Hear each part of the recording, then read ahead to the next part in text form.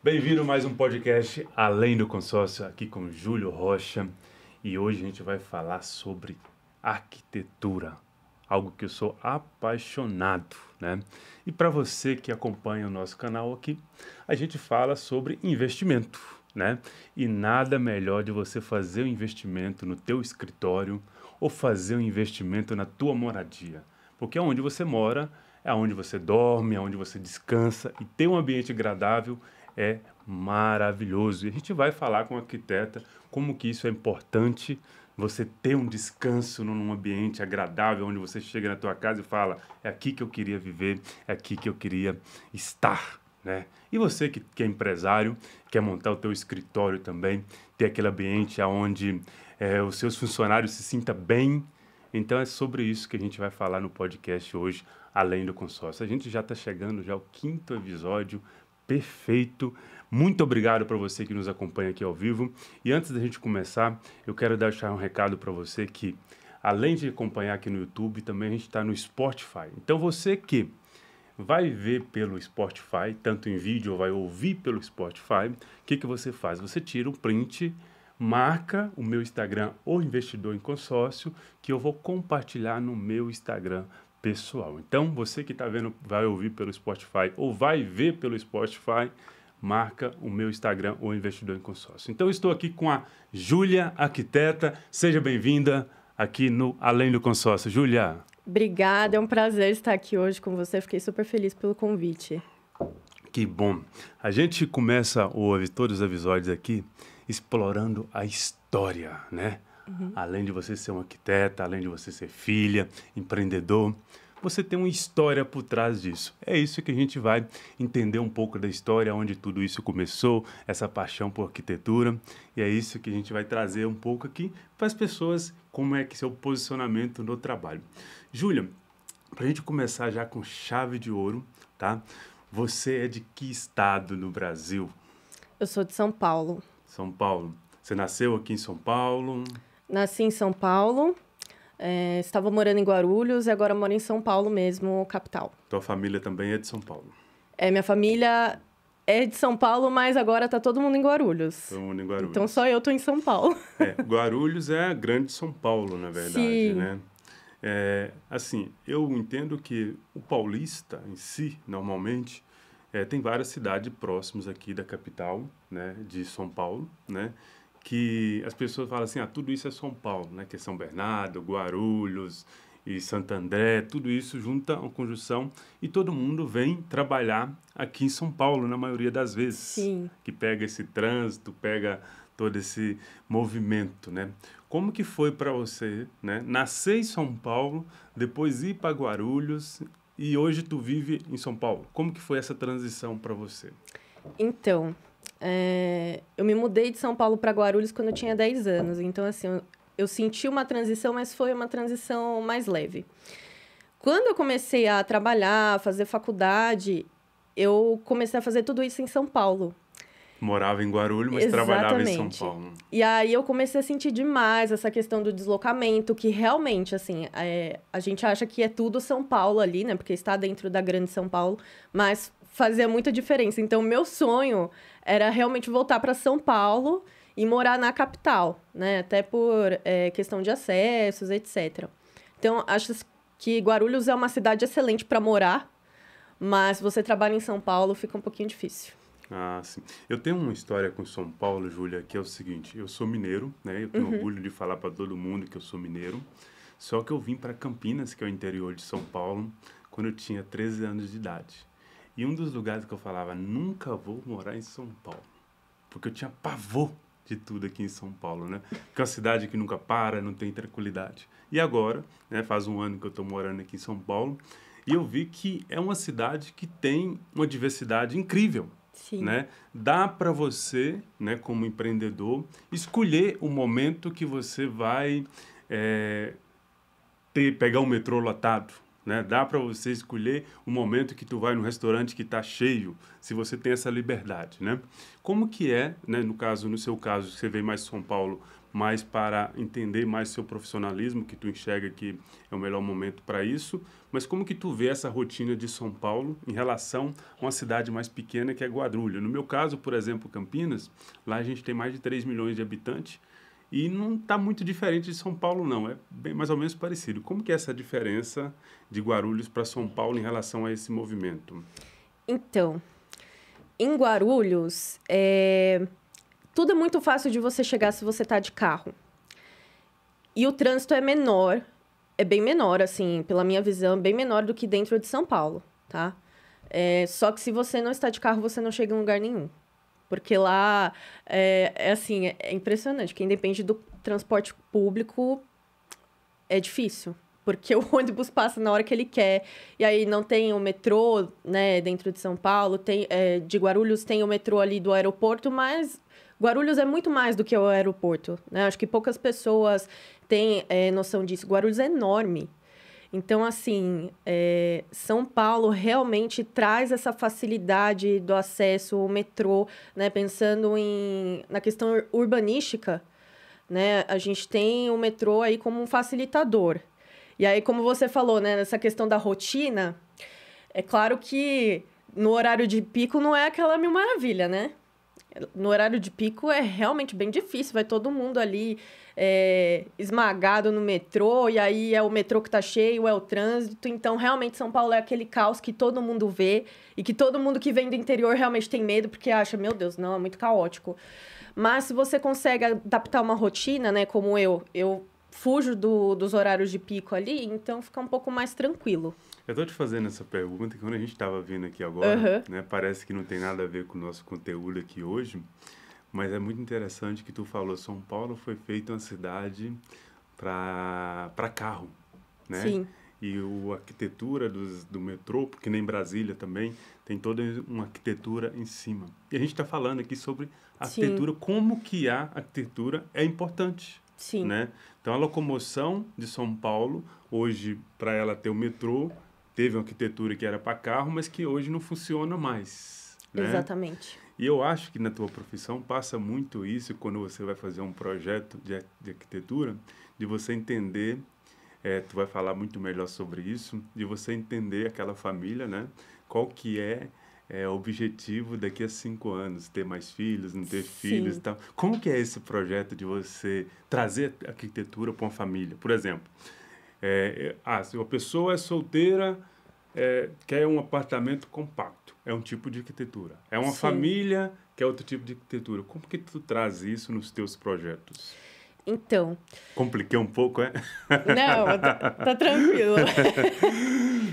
Dentro, assim, de um primeiro contato já com a pessoa, eu já quero entender a história dela, né? Porque a parte mais importante dentro do meu atendimento é realmente entender quem é essa pessoa que está me procurando, né? Porque a arquitetura, ela não é só baseada em coisas, em construções, mas é no estilo de vida, né? E o meu objetivo é trazer qualidade de vida para as pessoas.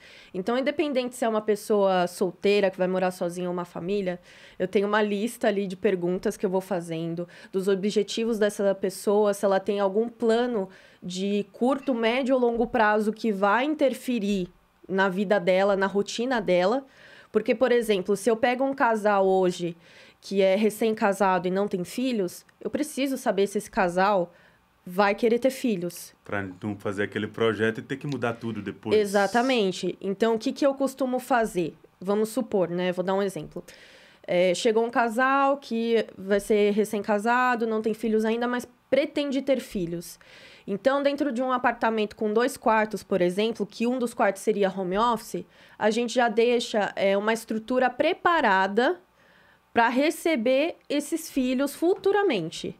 Então, é uma redução de danos, assim, digamos, né? A gente já deixa um armário pronto ali, a gente já estuda a possibilidade de layout. Então, se for um filho, a cama pode ficar aqui. Se for 2 filhos, aí dá para colocar 2 camas ou não, vai ter que ser uma beliche.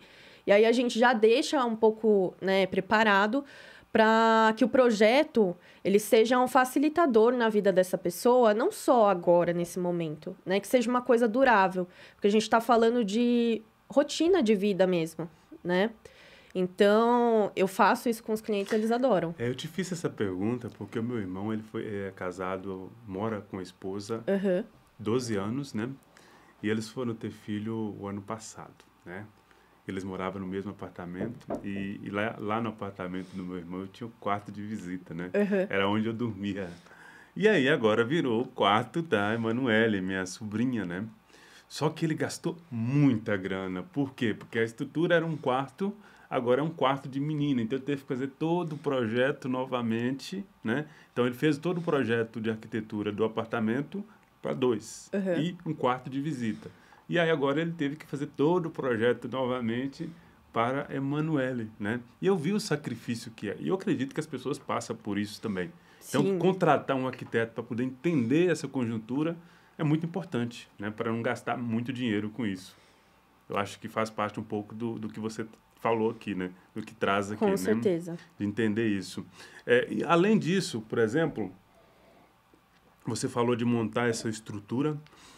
Como que a gente lidar, tá, com a arquitetura? Projeto barato, projeto caro, né?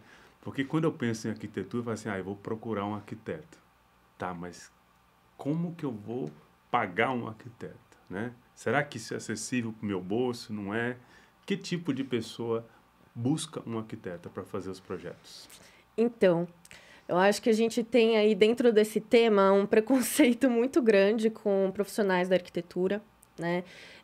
Nós somos vistos como profissionais muito caros e, nossa, meu Deus, é impossível contratar um arquiteto, mas não é bem assim, né?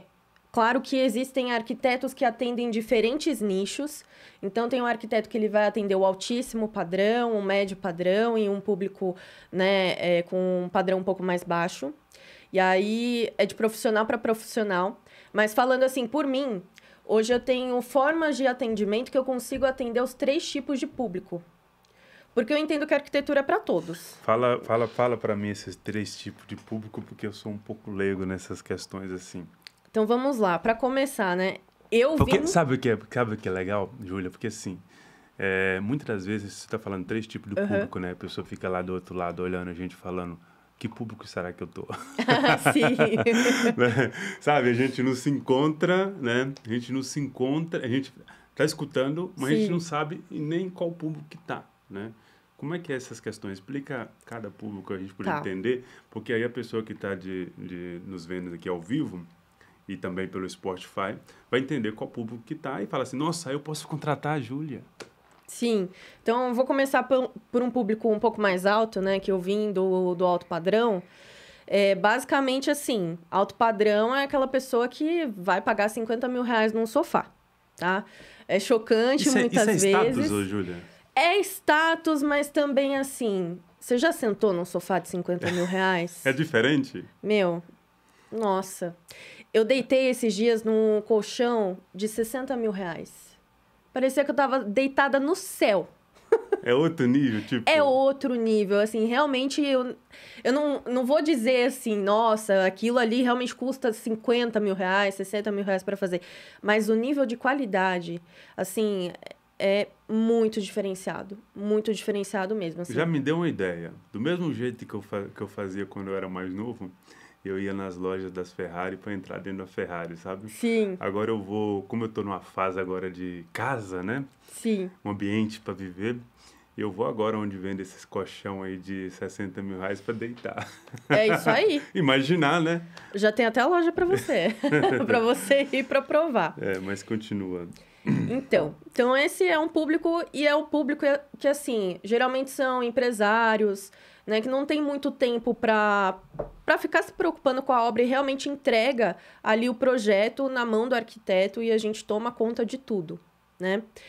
O segundo público é um público mais médio, que a gente faz um trabalho de comprar algumas coisas um pouquinho mais caras, outras mais baratas, e a gente vai misturando. Então, ao mesmo tempo que a gente pode usar aí alguns móveis da Tokstok, a gente mistura com alguns itens da Shopee, por exemplo, né? Nossa, dá para poder montar alguma coisa da Shopee? Dá. dá para misturar isso e ficar um resultado muito legal. Então, esse é um público médio que hoje é o que eu mais trabalho, né? E temos um público... Só cortando você. Na arquitetura, olha, assim, nunca na minha cabeça passou que é possível, né? Juntar Shopee com Tok Tok, são lojas totalmente diferentes, e montar uma arquitetura agradável. Pois é possível. Tá. E aí eu vou te falar. Esse é um conceito que eu trago para o meu escritório. E esse conceito, ele vem primeiramente da moda. Não sei se você já ouviu falar sobre high-low design. Ou high-low da moda. O que as pessoas fazem, né? Basicamente, é você misturar o alto com o baixo.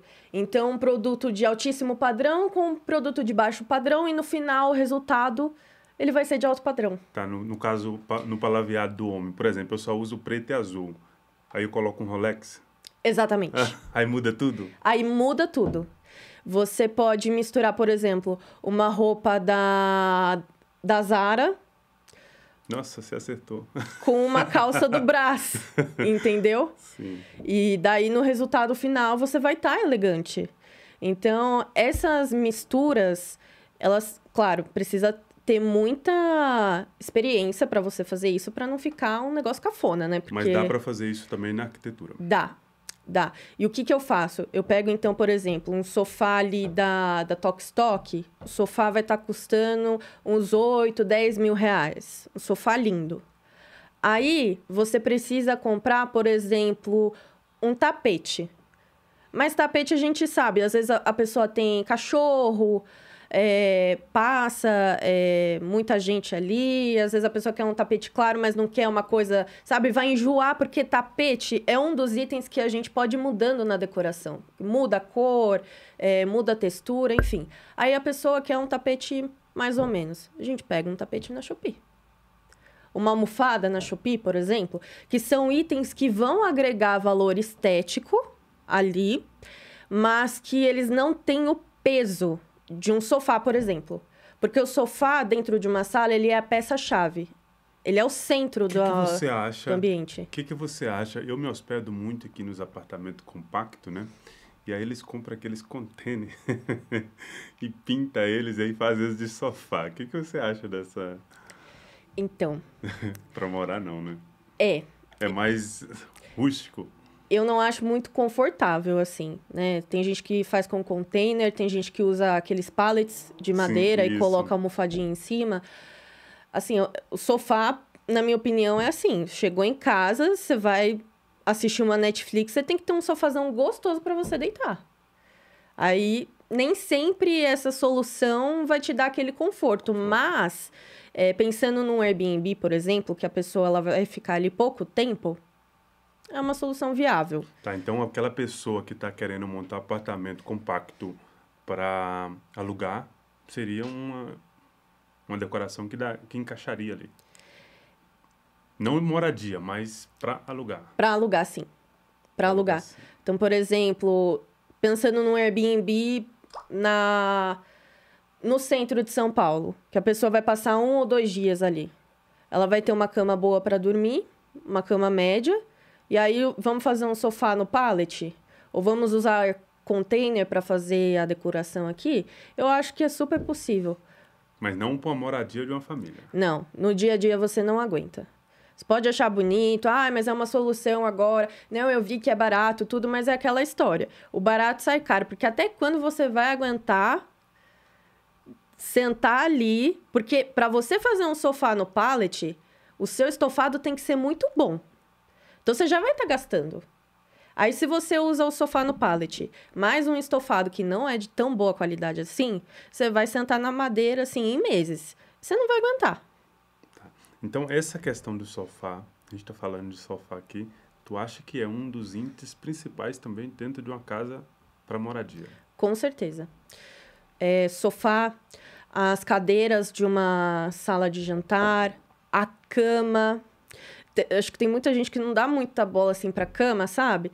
Eu até gosto de contar isso, que eu acho engraçado. Porque a minha mãe é uma querida, né? Mas ela sempre comprou roupa de cama, nada a ver com nada. Então, assim, A fronha tinha uma estampa, o lençol tinha outra e o edredom tinha outra estampa. Então, 3 estampas diferentes. E aí, eu dividi quarto com a minha irmã por muito tempo, né? E aí, cada cama tinha uma estampa diferente. Meu Deus do céu, gente. Uma casa colorida. Colorida. A minha mãe melhorou muito isso, que ela foi aprendendo comigo, né? Mas é muito comum na casa do brasileiro ir misturando essas coisas, né? E aí, a gente não dá muita importância pra cama. E aí, às vezes, você acha que o seu quarto tá totalmente desorganizado, mas, às vezes, o que te falta é neutralizar aquela cama. Porque a cama, ela é também a peça-chave do seu quarto. Voltando um pouco para bem-estar. Se você está num quarto que você acha que está bagunçado, isso atrapalha no sono, você acha? Completamente. Completamente. Eu falo por experiência própria. Se o meu quarto está bagunçado, eu sinto que a energia ali não flui muito bem, sabe? A energia na casa inteira ali. Tem toda uma questão, né, de Feng Shui, etc. Eu não sou muito especialista nisso, né, mas tem questões de posição da cama que não pode estar virada ali para a porta, enfim. N situações. Mas, falando, assim, no funcionamento do nosso cérebro, quanto mais coisas você tem à vista, mais o seu cérebro tem que trabalhar. Então, por isso que pessoas ansiosas geralmente preferem ambientes mais minimalistas, ambientes mais clean. Eu, por exemplo, eu sou muito ansiosa, então eu gosto de enfiar tudo no guarda-roupa. Ah, por fora tá tudo lindo, no guarda-roupa tá despencando? Sim, mas eu não estou vendo.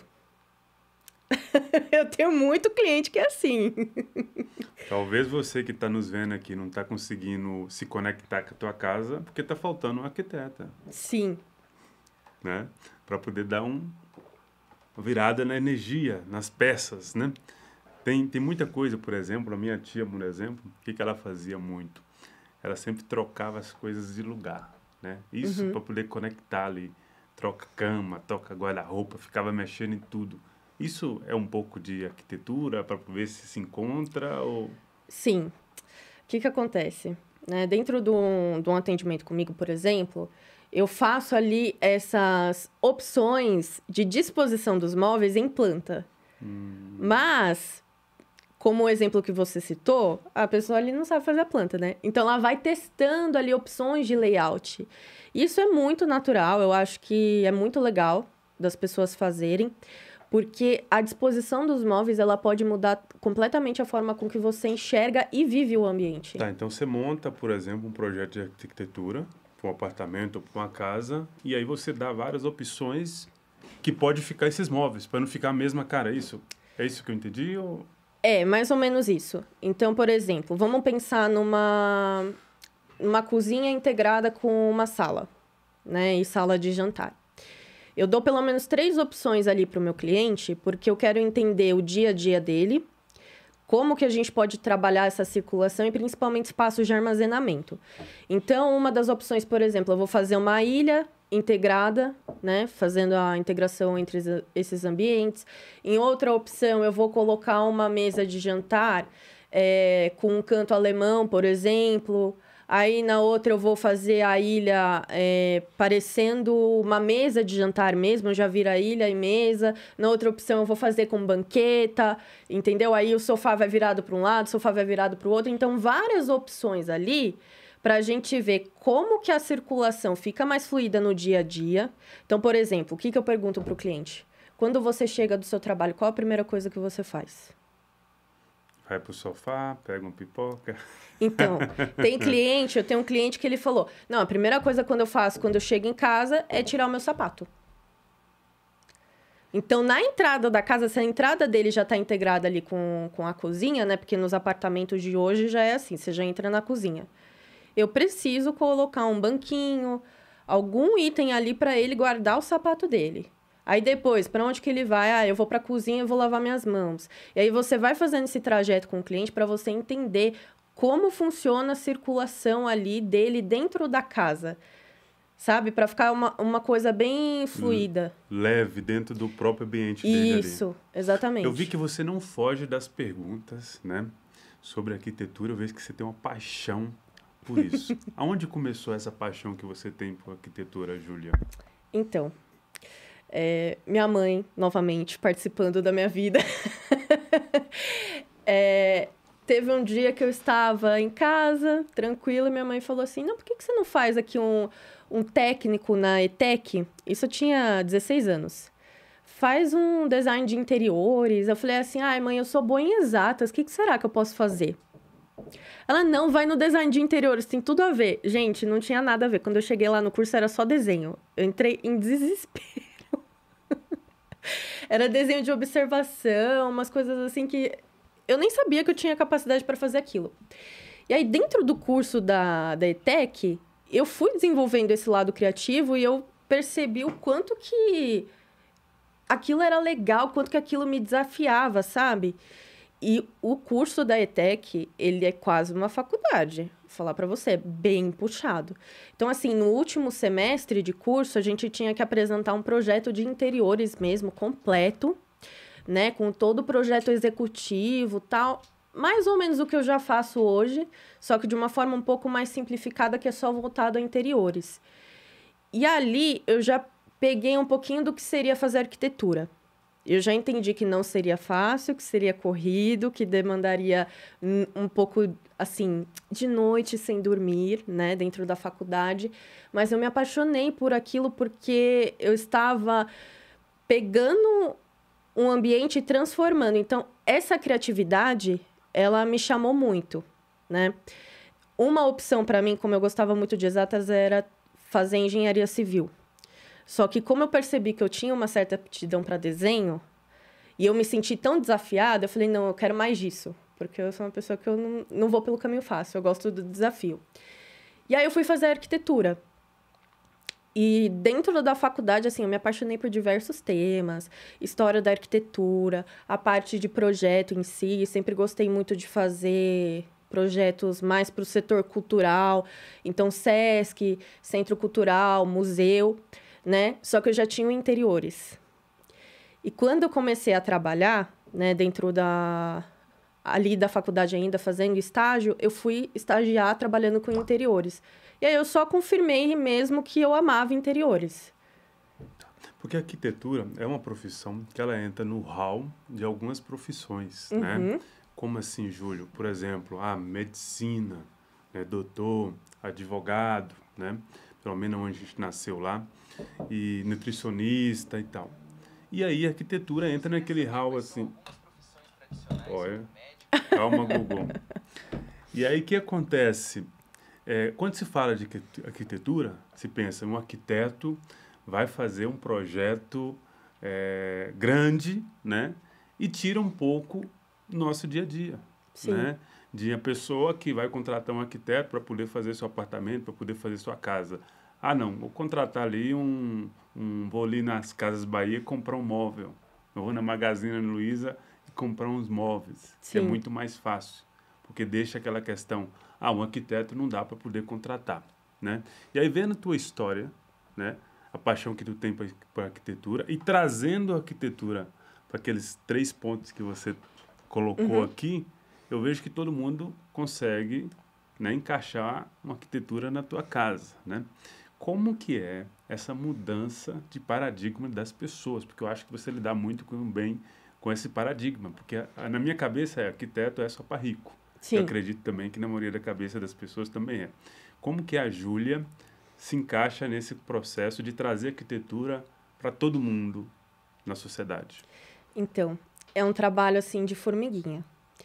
Para chegar, né, para ter uma abertura da pessoa ali, para ela entender que, nossa, é possível, é preciso muito posicionamento, muita conversa, assim, você mostrar e ter uma linguagem acessível, né, com o público para conseguir realmente alcançar essas pessoas e fazer com que elas entendam que sim, arquiteto pode ser para todo mundo, né? Inclusive, eu não sei se você sabe, mas tem um programa do governo que, dependendo da renda da pessoa, ela tem direito ao arquiteto, né?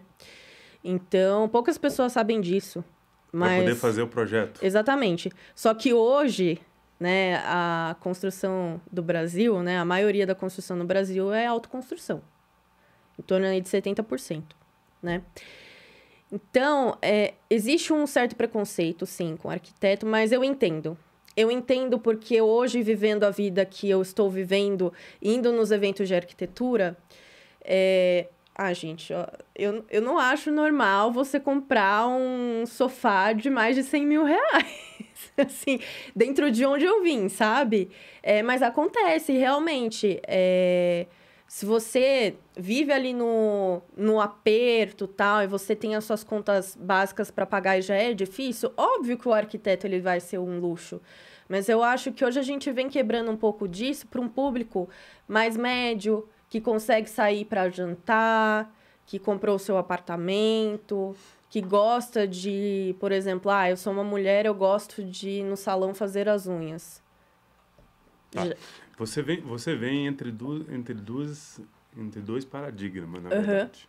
Primeiro, entender que um arquiteto é para tudo. E agora entender também as pessoas trabalham com a tecnologia a seu favor. Né? Não preciso de um arquiteto porque eu jogo aqui na IA e a IA faz esse projeto. E como lidar com isso também, com essa tecnologia, desses projetos de IA?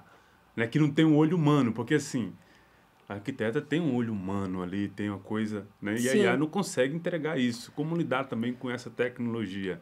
Aquele cliente que fala assim, não, eu já joguei aqui, já tem um projeto já. Como lidar com isso? É complicado. Mas assim, eu sempre falo para o meu cliente, arquiteto bom é arquiteto que veio de obra. Porque você pode ter um projeto que ele é lindo. Fazer projeto lindo é a coisa mais fácil do mundo. Agora, você fazer um projeto funcional e executável é extremamente difícil e você tem que ter muita experiência, você tem que saber o que você está fazendo. Então, assim, o ChatGPT me deu ali um projeto maravilhoso para minha cozinha. Tá bom, mas será que ele está aproveitando já o ponto de gás existente? Como que é a hidráulica ali? Tem ponto de tomada para ligar o forno, para ligar o cooktop? Como você vai resolver isso? Vou chamar um eletricista. Né? E aí você vai chamando fornecedor, prestador de serviço e tudo. No final, assim, já virou uma lista quilométrica de pessoas trabalhando dentro ali da sua reforma, sendo que você poderia ter escolhido o arquiteto justamente para fazer o projeto, porque o projeto ele é a estratégia do negócio ali. Né? Ele é a estratégia. Então, eu vou reformar a cozinha, tá bom, quero gastar o mínimo possível. Aí as pessoas se enganam, né? Elas falam, não vou gastar com arquiteto porque não dá. Não vou pagar, sei lá, 3 mil reais para fazer um projeto aqui da minha cozinha. Aí ele vai contratando. Contrato pedreiro, contrato eletricista, o gesseiro, aí vem o marceneiro, e aí vira aquele fuzuê. Cada um com um projeto diferente. Exatamente. E ainda tem não se encaixa. Exatamente. E aí, gente, por isso que eu falo que arquiteto bom é arquiteto que veio de obra. Porque se você não segue a lista ali, o cronograma de quem entra em cada hora, se você atropela uma fase ali, acabou. Quer um exemplo? Se você instalar o seu ar-condicionado depois que você já tiver feito o forro, você está perdendo dinheiro. Porque você vai ter que abrir o forro inteiro para passar a infra do ar-condicionado.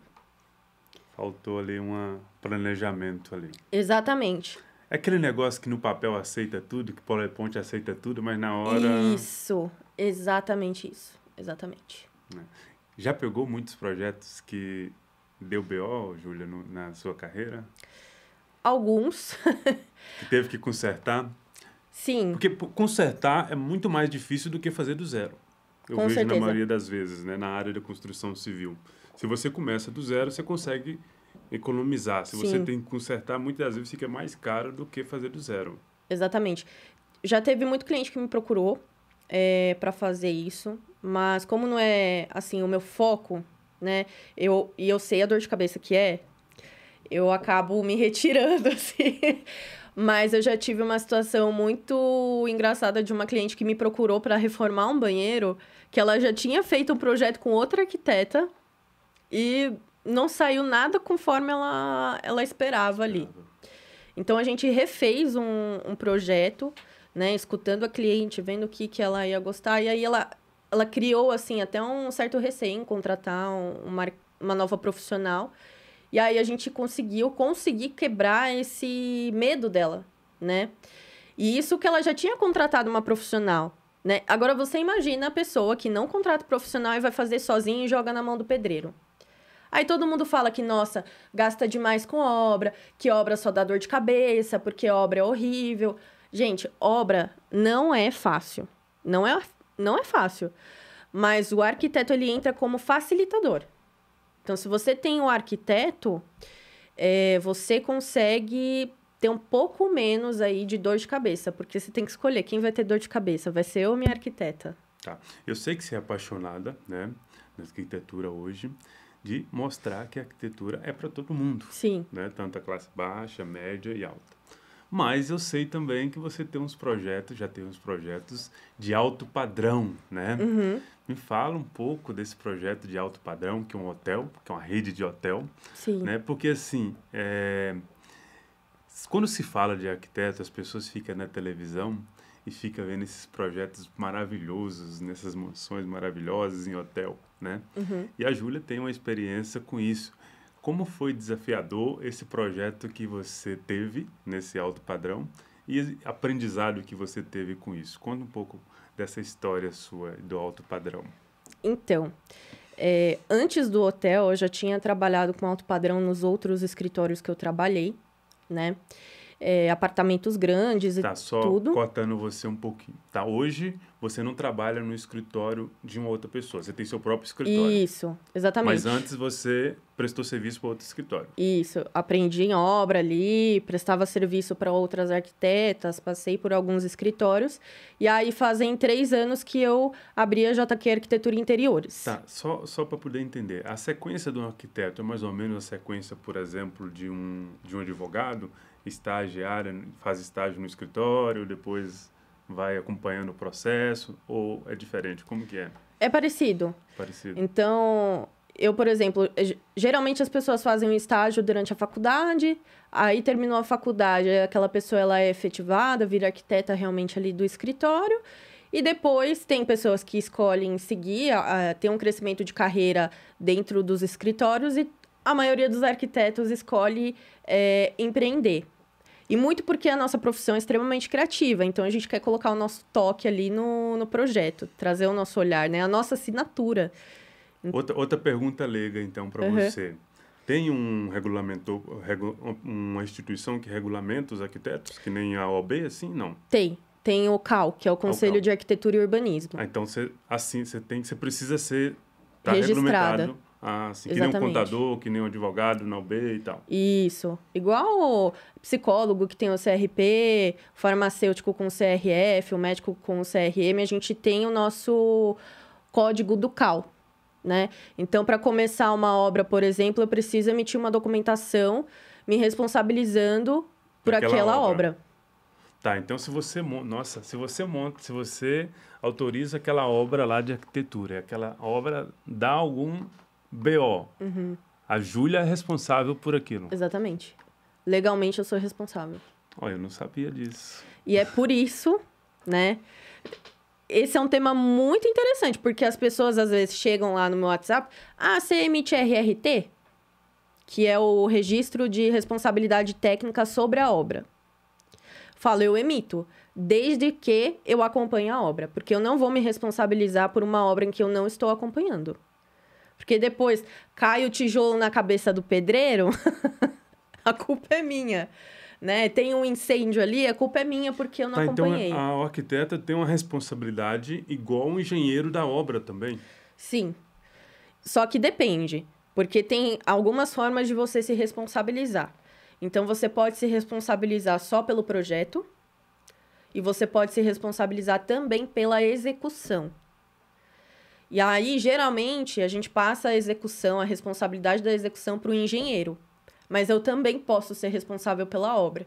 Então, tem cliente que eu já me responsabilizei, sim, pela obra e fiz o acompanhamento tranquilo, assim, para a gente liberar a documentação dentro do condomínio e super funciona. Mas o que as pessoas precisam entender é que não é só um documento para você aprovar a obra, né? A gente está realmente jogando o nosso nome e a nossa cabeça ali para estar assinando aquela folha. Vocês que estão nos vendo aqui, ao vivo aqui, O que a Júlia está informando aqui, pessoal, que a arquitetura não é só um PowerPoint aonde a arquiteta assina, ela é responsável por isso. Então, por isso que tem um acompanhamento, Sim. né, da obra, tá? Uma coisa que eu não sabia, né? Que é importantíssimo, porque as pessoas fazem o PowerPoint lá do projeto e quer que o arquiteto assina como se fosse, então vai deixar tocar. Não, tem um conceito por trás disso para poder tocar. Mas voltando lá no teu projeto lá, que a gente entrou nessa questão da legalidade da arquitetura, Sim.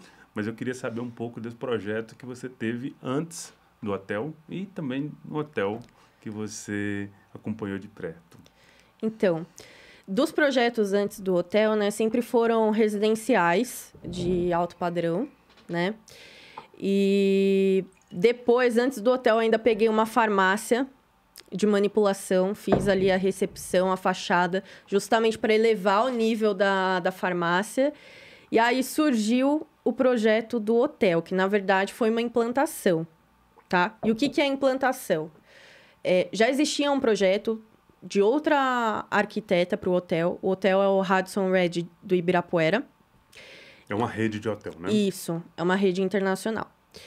Já existia um projeto. Só que qual que era a fase que eles estavam? A fase de obra. Então, a gente precisa implantar esse projeto, fazer isso acontecer para inaugurar. Então, o que eu recebi lá? O projeto e uma arquitetura extremamente crua. Então, o hotel estava só a carcaça. Tava piso, a parede, tava o forro, tinha algumas luminárias, tinha parte que não tinha. E eu tinha que fazer aquele projeto da outra arquiteta se tornar realidade. Então, já tinha um projeto lá já. Isso, essa era a premissa. Só que no meio do caminho, né, como nós... foi montada uma equipe que tinha arquiteta, design de interiores, aí tinha engenheiro. Então, assim, e o investidor é um cara extremamente detalhista. O tanto que eu aprendi com ele, a gente fazia reunião toda quarta-feira. Em toda reunião, a gente pensava em cada detalhe da experiência do usuário. E isso nos levou a fazer algumas alterações ali de projeto. Então, acabou que o projeto assinado pela outra arquiteta perdeu um pouco da identidade, porque a gente criou um novo projeto ali, né? Porque o projeto tinha sido feito em 2019. Então, de 2019 para cá... A população mudou. Já mudou bastante, né? Então, a gente mudou algumas coisas e foi muito desafiador esse hotel. Porque, assim, foram 8, 9 meses ali intensos de trabalho para inaugurar, com um prazo muito curto, né? Tendo que entregar uma qualidade muito alta, porque a rede do Radisson, ela é uma rede, assim, alto padrão, né? Essa questão de hotel é uma coisa muito interessante, que você vê algumas arquiteturas de hotel que já é antiga, mas ainda é renovada. Então, Sim. acredito que vocês implantou isso também lá, né? Exatamente. Só que o conceito do Red, né, que a gente chama assim carinhosamente, do Red, é uma pegada muito descolada. Muito descolada. Então, assim, é vermelho por todo o hotel. E aí, como usar esse vermelho de uma forma que não fique brega? Porque tem que ficar elegante. Mas, ao mesmo tempo, a gente tinha um briefing, né? De que era uma coisa irreverente. Então, existia um caderno conceito do que era o hotel e a gente foi trabalhando em cima disso, né? E a gente conseguiu trazer o vermelho de uma forma, assim, muito inteligente e muito legal, muito descolada, né? Então, assim, a marca do Red do Ibirapuera é a Lady Red, que é uma onça esculpida, foi esculpida pelo Rafael Brancatelli, um artista super querido. E é uma onça que ela tá na fachada, caminhando, e ela tá usando um fone de ouvido e um óculos escuro. Tá. Representa um pouco, tipo, juventude. Exatamente.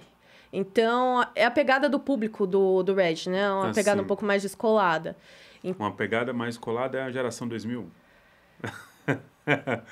Como que é isso? Assim, é um público, por exemplo, uma galera que vem passar uma temporada em São Paulo, vem trabalhar aqui, influencers, né? Sim. E aí tem várias programações dentro do hotel.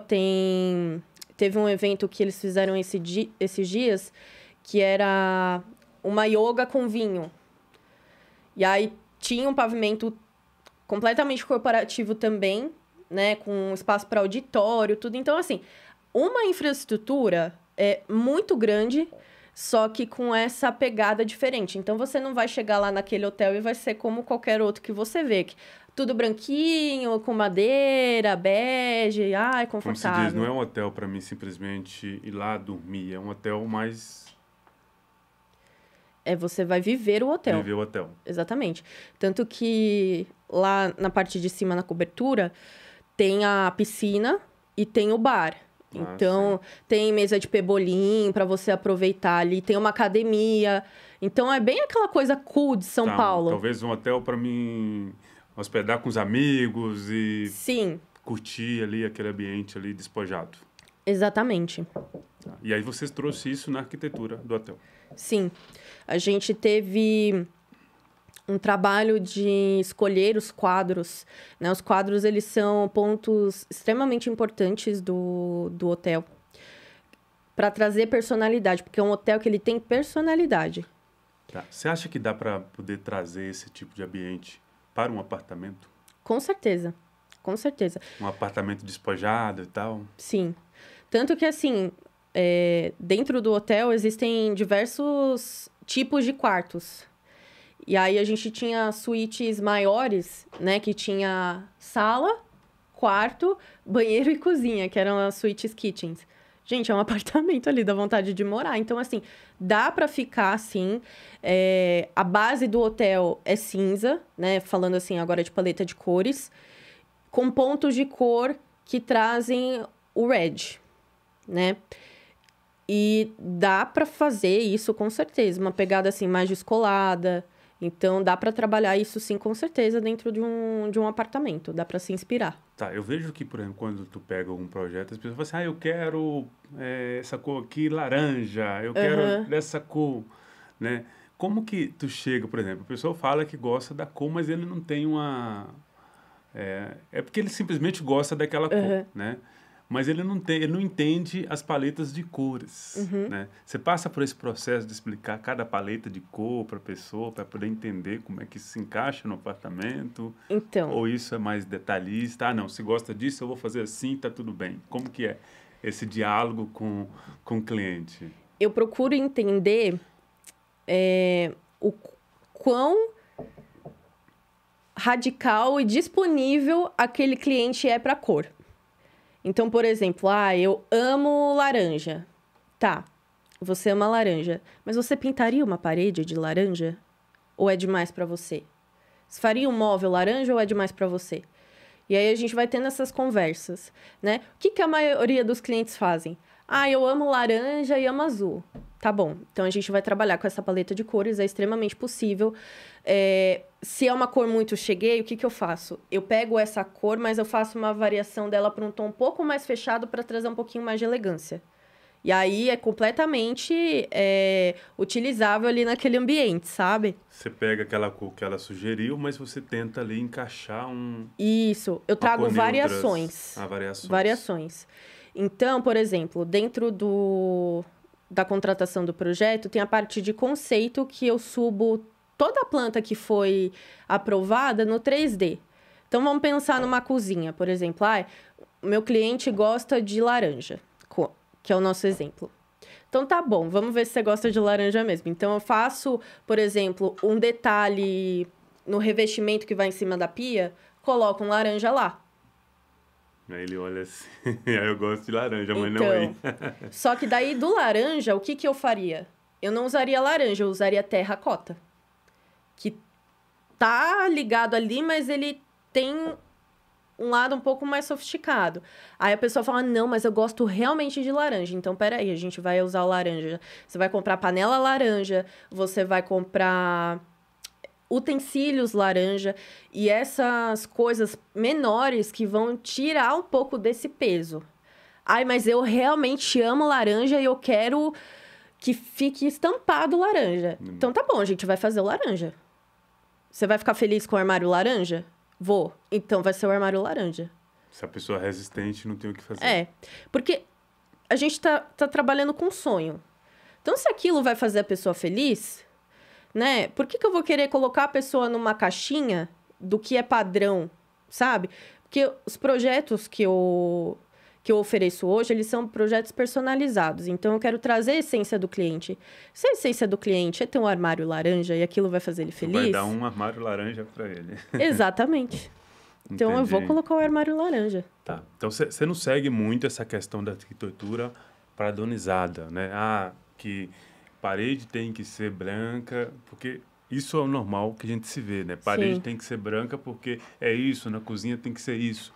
Então, uma consultoria com a Júlia não vai ser desse jeito. A Júlia vai tentar entender a personalidade da cliente para poder trazer e mostrar para ela as variações. Exatamente. Eu costumo falar para os clientes que a sua casa, ela é uma extensão de quem você é.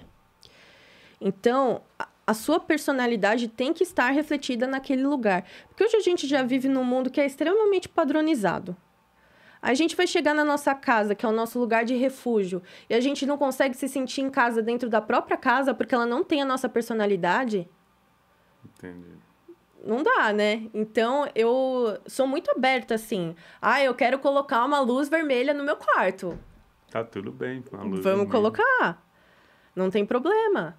É isso que vai te fazer feliz, sabe? Então, por isso que é importante entender a história do cliente também, né? E ter um atendimento sem julgamento. Porque tem gente que vai... Nossa, mas isso daqui é horrível. Eu já vi profissional fazer. Não, porque isso é muito brega, muito cafona, muito... Não, mas jamais. Mas aí ele tá pondo o gosto dele Sim. na obra da outra pessoa. Exatamente. Porque talvez é horrível para ele, mas para outra pessoa é lindo. Sim. Né? Eu, por exemplo, eu acho lindo aqueles quartos de bebê de menina cor-de-rosa. Eu acho aquilo muito chique. Eu acho que nunca vai sair de moda, entendeu? Sabe? E aí, se é um menino, um quarto azul, tal, para mim vai ficar sempre na moda. Mas tem gente que não gosta, não. Prefere preto, prefere vermelho, tá tudo bem. Sim. É o gosto. Um verde. Eu tenho os meus gostos assim, né? Eu não vou falar para você que eu faço um projeto sem colocar a minha identidade, porque eu coloco. Eu tenho o meu olhar, só que eu pego o meu olhar e o olhar do cliente e o centro da situação ali é o meu cliente. Eu não vou impor a minha vontade em cima da vontade do cliente. Ô, Júlia, eu vejo que você é uma pessoa muito observadora, né? E acho que tudo se conecta. Só de você olhar as redes sociais do cliente, por exemplo, dá para se imaginar mais ou menos que tipo de casa que ela imagina? Dá. Assim, então... Dá sim. Dá, com certeza. Que você já consegue conectar ali, né? O vestimento e tal. Só de olhar, às vezes, para a pessoa e ter uma conversa com ela rápida, eu já consigo identificar alguns gostos que ela pode ter. E aí, por exemplo, dentro de um primeiro atendimento, eu faço uma reunião rápida de 30 minutos por Google Meet. Converso com essa pessoa, ela me fala um pouco do que ela gosta, eu já sei mais ou menos que caminho seguir. Só que eu não vou ali com os 2 pés no peito da certeza e tal. Que realmente é aquilo. Então, por isso que existem etapas, né? Não é bagunçado, existe uma metodologia no projeto para que a gente consiga realmente alcançar o resultado que o cliente vai ficar 100% feliz. Então, dentro de uma primeira apresentação, eu vou apresentar várias referências. Eu vou mostrar um quarto branco, um quarto um pouco mais amadeirado, um quarto com um pouco mais de cor e tudo. E aí eu vou perguntando, e aí, o que você gostou nessa imagem? Ah, eu gostei da iluminação desse quarto. Então, eu já consigo entender mais ou menos que tipo de iluminação que a pessoa gosta. E aí a pessoa vai escolhendo imagens que ela não percebe que tem um padrão, mas eu já consigo identificar aquele padrão do gosto dela. Então, é um trabalho, assim, construído e não existe um projeto que vá atender 100% a expectativa do cliente sem a participação desse cliente. O cliente, ele participa do começo ao fim. Do começo ao fim. E se o cliente quer mudar alguma coisa, vamos mudar. Então, a gente vai conversar. Às vezes, o cliente pede para mudar uma coisa que, assim, realmente não tem cabimento, não tem como, não vai ser funcional. Mas eu explico, vamos seguir por esse lado que é melhor. Ainda essa questão do cliente, porque assim, muitas vezes a gente vê as coisas na internet hoje, ou na televisão, e fala, eu queria um quarto desse jeito, eu queria uma protona Claro, não dá para poder comprar aquela protona lá que talvez ela custa 100 mil Sim. e tal. Mas há como você trazer algo parecido no perfil do cliente financeiramente? Tem. Hoje a gente tem, assim, no mercado a gente tem muitas réplicas. Não acho legal ficar usando réplica, tá? Mas tem itens parecidos. Então, por exemplo, eu gostei da poltrona tal. Tá bom. Então, vamos entender o que você gostou da poltrona. A poltrona tem um pé de madeira, tem um pé de serralheria, preto. Qual que é o tecido da poltrona? É uma poltrona grande? É uma poltrona um pouco mais slim? Como que é essa poltrona? E aí, a gente entende o conceito da poltrona, por exemplo. E aí, eu vou trazer uma similar, né? Porque eu gosto de trazer similar, não a réplica daquela assinada, gente. Porque eu acho cafona. Aí eu acho que não dá. Você quer comprar um negócio assinado, você comprou assinado, entendeu? E aí eu trago algo parecido ali dentro da expectativa do cliente. E aí eu vou trazer, por exemplo, eu gostei dessa poltrona porque ela é super confortável. E o que é o conforto para ele?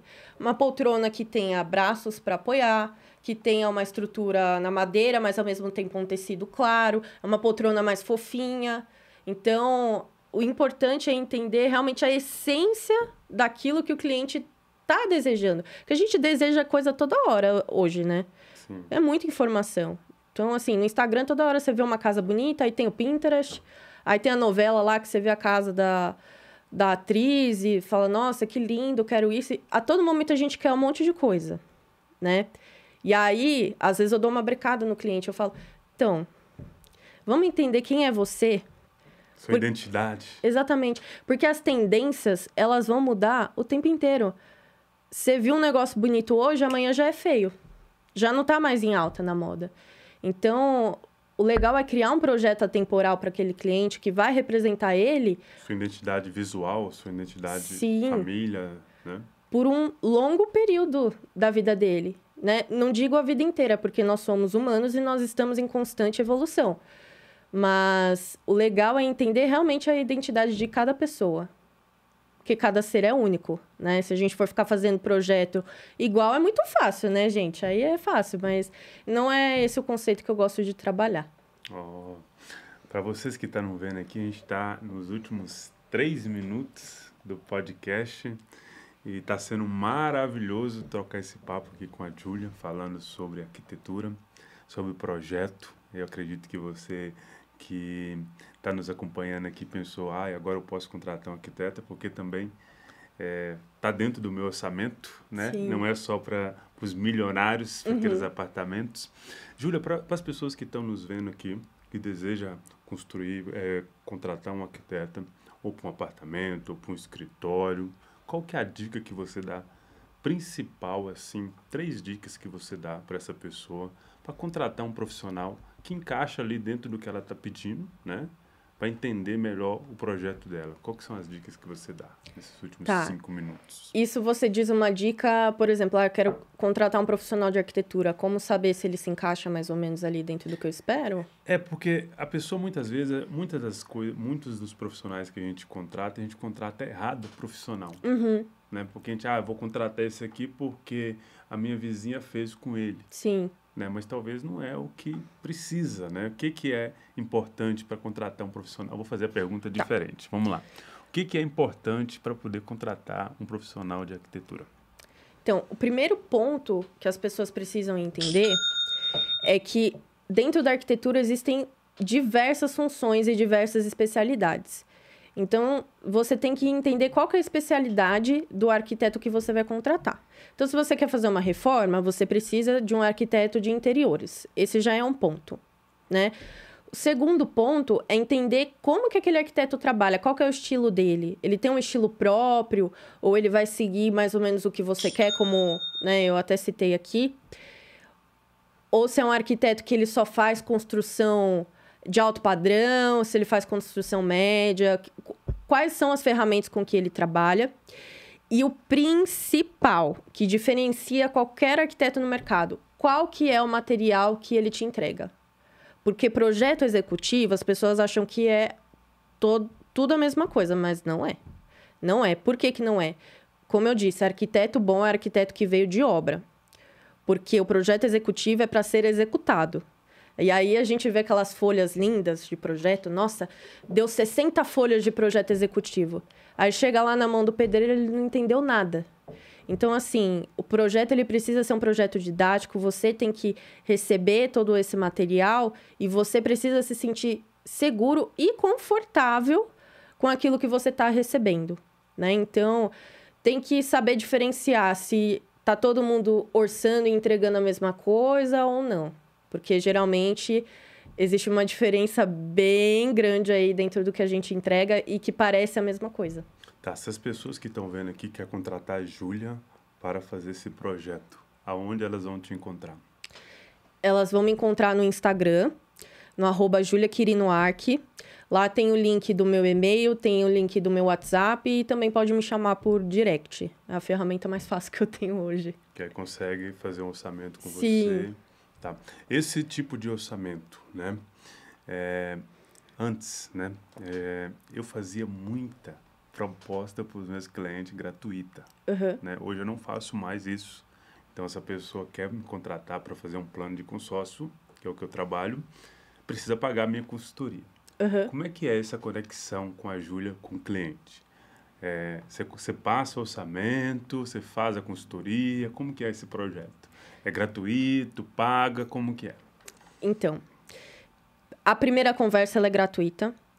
E eu faço a proposta, passo todo o plano ali do que vai ser entregue, né? Então, a gente tem cliente que fica confortável só falando no WhatsApp, tem cliente que gosta de fazer a reunião. Então, vamos supor que eu estou fazendo a reunião de 30 minutos ali, inicial com o cliente para entender. Então, você vai me falar tudo o que você gosta, o que você quer colocar no seu apartamento. Essa reunião, ela é totalmente gratuita. E eu não mordo, tá, gente? Assim, os clientes ficam com medo, mas assim, é bem tranquilo. Então, eu faço essa reunião para entender realmente o que o cliente quer. E aí, eu monto a proposta. Montei a proposta, o cliente aprovou, e aí a gente, sim, vai seguindo os passos, né? Então, primeiro passo, vou formalizar o contrato, depois eu vou até o local para fazer a medição, aí depois a gente começa com os estudos, né, preliminares, então vou fazendo o layout, e aí vai rolando o projeto. Essa proposta não tem lá já uma arquitetura lá? Não. Isso é só depois que tu faz... Exatamente. Só depois do contrato. Inclusive... Porque eu acredito que muitos clientes entram em contato com você e falam, manda para mim um projeto. Ah, essa daí é furada. Eu não caio mais nessa, não. Porque eu já trabalhei de graça, sabe? Eu já caí nisso. Então, agora sim, quer fazer o projeto? Então, vamos fazer. Tem 3 opções aqui, ver qual que cabe melhor no seu orçamento. Se precisa negociar, a gente negocia, a gente personaliza mais. Mas eu só começo o trabalho após o contrato assinado e o sinal de pagamento também. Tá, então não busque a Júlia para fazer projetos, tá? Né? Vamos, né, entender que é um profissional. Sim. Há uma dedicação além disso, né? E é muito importante porque as pessoas entenderem que quando se tem um profissional que entende o seu valor, ele não fica distribuindo projetos por aí, né? Porque isso aí não tem responsabilidade nenhuma, né, com o seu profissionalismo, né? As pessoas acreditam nisso, né? Eu tenho um projeto aqui, só que tu tem um projeto agora, tu precisa executar esse projeto, Sim. né? E é muito importante que as pessoas entendam também, porque às vezes, a Júlia é arquiteta. Mas eu não sou a Júlia arquiteta, hoje eu sou uma empresa, né? Então, assim, dentro da minha empresa eu tenho as metodologias para estar seguindo e as etapas para que todo cliente tenha a mesma experiência. Então, eu não posso entregar um projeto já logo de cara para um cliente e para o outro não vou entregar. Entendeu? Então, a metodologia tem que ser igual para todo mundo, até por questão de segurança também, né? É uma coisa muito interessante que você falou, que a gente falou, somos clientes de baixo, de baixo padrão, médio padrão e alto padrão. Para você, é todos clientes? Todos clientes. O tratamento é exatamente o mesmo. Segue esse mesmo padrão? Sim. Vai tomar café lá no meu escritório, vai ter reunião comigo. No final do ano tem presente de Natal, tem lembrancinha de Natal para todo mundo. Todo mundo, não tem exceção. Ninguém é VIP. Maravilha. Júlia, a gente está chegando ao final desse bate-papo aqui. E eu queria agradecer, né, por ter vindo aqui no podcast. Além do Consórcio. Aqui a gente fala de investimento e o investimento na sua moradia é uma das coisas principais. Seu último recado para as pessoas que estão nos vendo aqui, para a gente poder finalizar esse podcast com chave de ouro, daquelas pessoas que tá ainda planejando agora 2026, tá? Contratar uma arquitetura, né? Qual que são os seus projetos para 2026, agora que a gente vai entrar aqui? Porque agora em 2025 já está acabando o ano, tá? Qual que são os seus projetos para 2026? Você diz os projetos que Você vai focar mais agora em 2026 na área da arquitetura. Beleza. Os projetos que eu vou focar mais para 2026 são justamente esses de um público mais médio, né? Vou continuar atendendo os outros, mas eu quero focar justamente nos projetos de high-low. Esse conceito é um conceito muito legal. Então, eu quero trazer para vocês esse olhar, né, da mistura daquilo que é muito caro com aquilo que é barato, como que a gente une isso sem estourar o orçamento. Então, é uma coisa acessível, mas ao mesmo tempo é muito estratégica, né? E é um conceito diferenciado, mas que se a gente for ver, a gente vive fazendo isso no dia a dia, né? Só que a gente às vezes não admite. Às vezes você não quer admitir que você tá com uma blusa da Zara e uma calça do Brás. Mas esse é o objetivo. Então, eu quero ter um crescimento, assim, do escritório. Tenho outros projetos fora o escritório, né? Porque o empreendedorismo, quando ele bate na sua porta, não tem mais volta, que a gente estava falando, né? Então, tô criando aí uma segunda marca, fora a JQ Arquitetura e Interiores, mais voltadas para aromas, mas também voltado para esse bem-estar dentro de casa. Então, tudo está se conversando, assim. Maravilha. Então, para você que acabou de ver o nosso podcast aqui ao vivo e também no Spotify, não esqueça de marcar a gente no podcast, lá no Spotify. Tira um print. Estou aqui no Spotify vendo Além do Consórcio com a Júlia, arquiteta.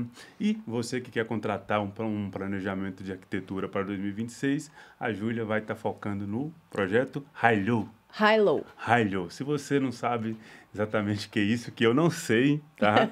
Entre em contato no Instagram da Júlia, pergunta para ela. Talvez ela pode fazer os seus planejamentos para o próximo 2026. Muito obrigado. Até o próximo episódio.